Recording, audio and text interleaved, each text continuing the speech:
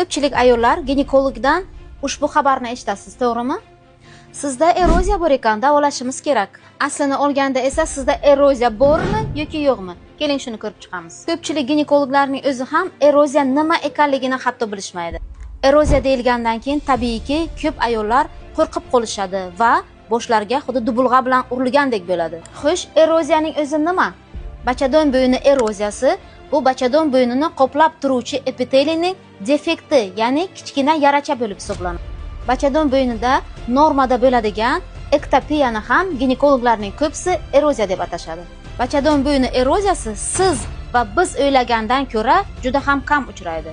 Eroziya deb bemorga diagnoz qo'yish uchun kolposkopiyani yaxshi tushunish kerak ginekolog va bemorni albatta kolposkopiya va pap tekshiruvdan o'tkazish lozim.